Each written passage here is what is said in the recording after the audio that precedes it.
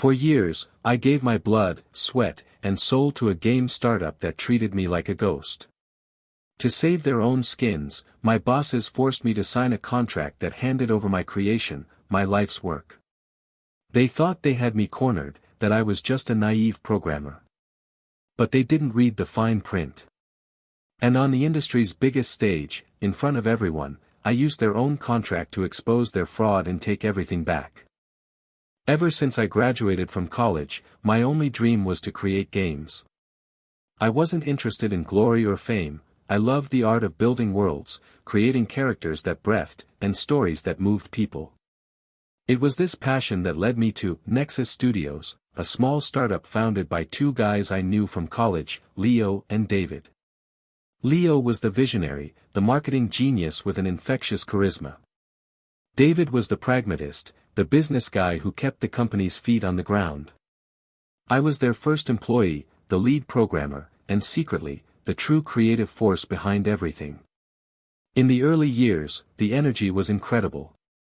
We were a small, tight-knit team, fueled by pizza and impossible deadlines. I developed the engine for our first game, created the core mechanics, and wrote a good part of the story. The game was a modest success, but it put us on the map. However, I started to notice a disturbing pattern. In every interview, in every presentation to investors, it was always Leo who shone. He spoke of his vision, of his ideas, while I was, at best, mentioned as our talented programmer. David, for his part, just nodded along, always focused on the numbers. I was young, and they told me this was normal in the industry. The promises of profit sharing and a partnership in the company were constant, but they never materialized on paper. Marina, we're growing, as soon as the next round of funding comes in, we'll formalize everything, they'd say. And I, like an idiot, believed them. For 4 years, I was the soul of Nexus. I created 2 successful games for them, worked through holidays, and sacrificed my social life. In return, I received a mediocre salary and pats on the back. The situation reached a critical point when the company began to face serious financial trouble. Mismanagement by David and some risky bets by Leo left us on the verge of bankruptcy. Our last hope was GameCon, the largest gaming expo in the world. We needed to present something revolutionary to attract a major publisher and save the company. And I had just the thing. I had been working in secret, in my spare time, on a personal project. A game with a procedural narrative mechanic that no one had ever seen before. It was my masterpiece. Seeing their desperation, and still feeling a foolish loyalty to the company I helped build, I decided to show them the prototype. Their eyes lit up. They knew, just as I did, that it was a goldmine. They saw salvation. I saw betrayal taking shape. A week before GameCon, they called me into a meeting. Marina, this is brilliant, Leo said. But for us to present this as a Nexus project, we need to protect the intellectual property. It's a formality. David placed a contract in front of me. We need you to sign this, ceding all rights to the project to us, the founders. It's to assure investors that the IP belongs to the company. I read the contract. It didn't say, the company. It said, Leo and David. They were trying to steal my game, not for Nexus, but for themselves. And if I don't sign? I asked. Well, said David, his pragmatism turning to cruelty. Then you're out. And the project dies here. The entire company goes under, and it will be your fault. I walked out of that room feeling the weight of an anvil on my chest.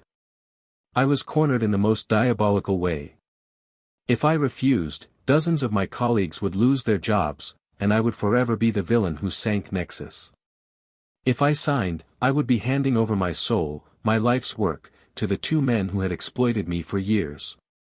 I got home and collapsed. My boyfriend, Gabriel, who had listened to me complain about Leo and David for years, found me in tears. Gabriel isn't in the gaming world. He's a cybersecurity expert, an ethical hacker. His mind works differently.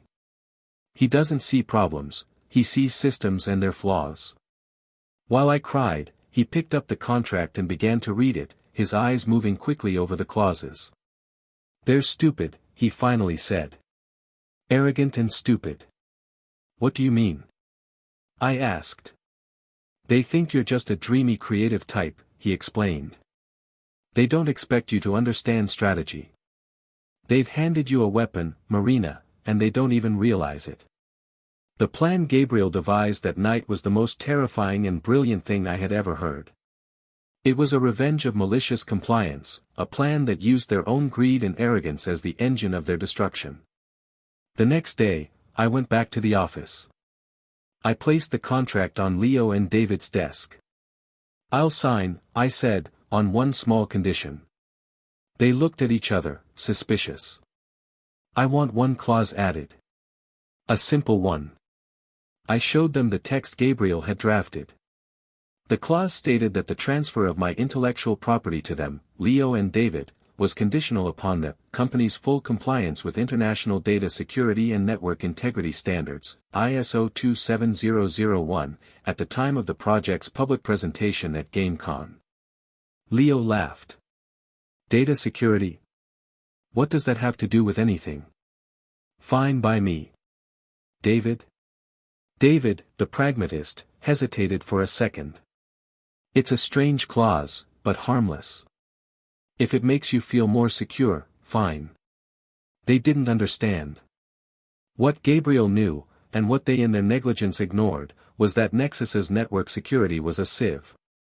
He had warned me about it months ago. Outdated servers, weak passwords, a lack of encryption. The company was nowhere near compliant with any international standard. They signed. And I signed. And the trap was set. In the following weeks, I worked like never before, finishing the game. Leo and David treated me with a condescending sympathy, as if I were a pet that had finally learned its place.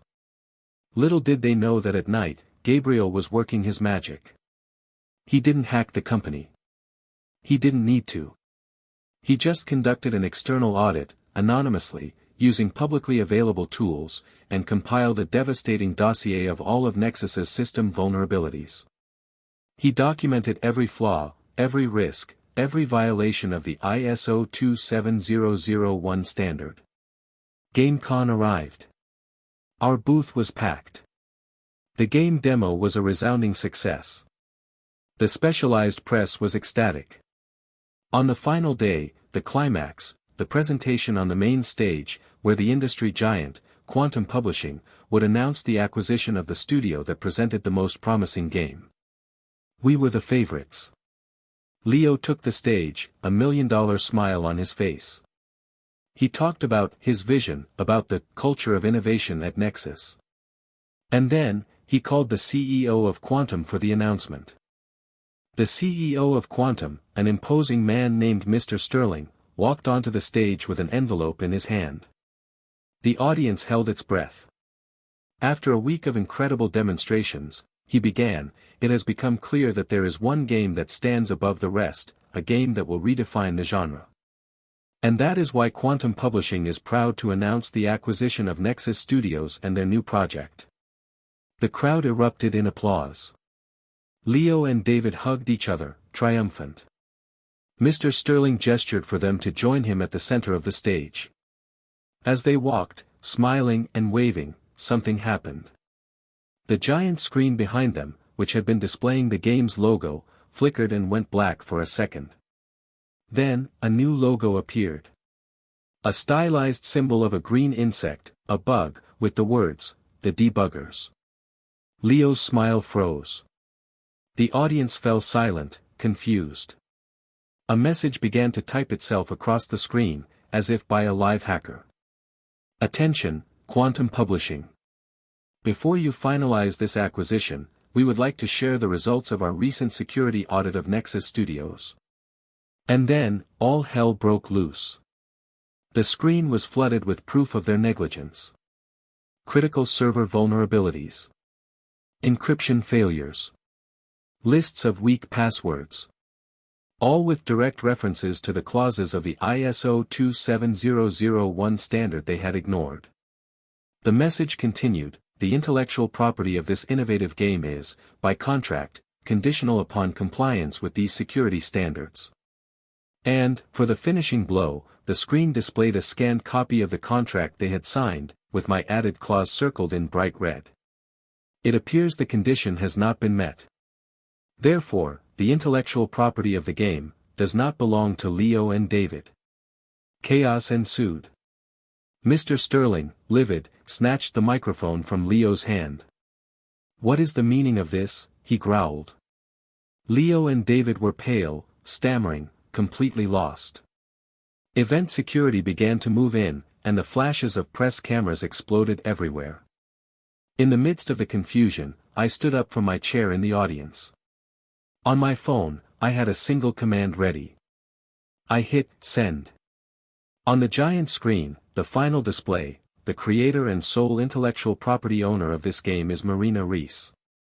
And below it, a picture of me.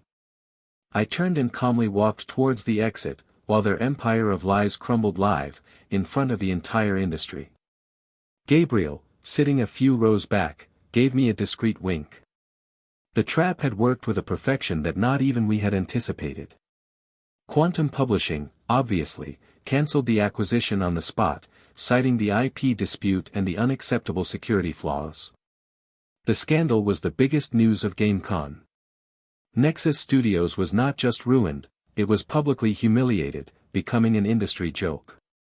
Leo and David didn't just lose the deal of a lifetime, they were exposed as frauds and incompetent amateurs. I didn't have to look for a new opportunity. The opportunities came to me. The next morning, my phone wouldn't stop ringing. Every major publisher, including Quantum's biggest rivals, wanted a meeting. They weren't just interested in my game, they were fascinated by my story, by my audacity. I was the programmer who had taken down her bosses with a single contract clause.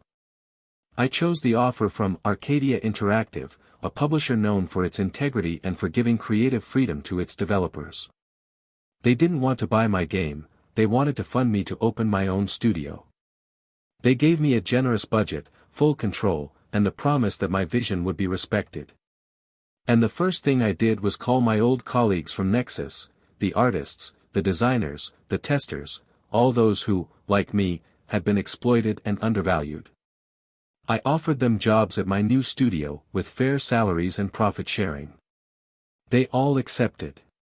We built a new company, not from the ashes of Nexus, but from its best and most talented survivors. A year later, we released the game. It was a critical and commercial success, breaking sales records. In my first major interview, the journalist asked me about Leo and David. I simply replied, "I wish them the best, but the past of my former company doesn't interest me. I'm focused on building the future of mine." The truth is, I don't know for sure what happened to them. I heard they faced lawsuits from investors and that their friendship fell apart in mutual accusations. They became irrelevant, the footnote to my own success story. About a year and a half after my game's launch, I received an email from an unknown address. It was from David. It was an apology. Short, without any flimsy excuses. He admitted that greed and cowardice led him to follow Leo, and that he regretted not standing up for me. He said he was happy for my success and that I deserved it. I never replied, but I read it and deleted it. Maybe he was being sincere, maybe not. But it didn't matter anymore. I had moved on. Revenge, I discovered, is a dish best served cold, but the true satisfaction isn't in the taste of retaliation. It's in the peace that comes after. It's in building something better, something that is yours, based on respect and integrity. My studio today is a reflection of that. It's a place where talent is celebrated, not exploited. Where collaboration is the rule, not the exception. My story in the industry isn't about how I took down my old bosses. It's about how I built a new way of working, proving that it's possible to succeed without sacrificing your soul in the process. And that, for me, was the final victory, a victory I celebrate every day, not on a grand stage, but in the creative silence of my own studio.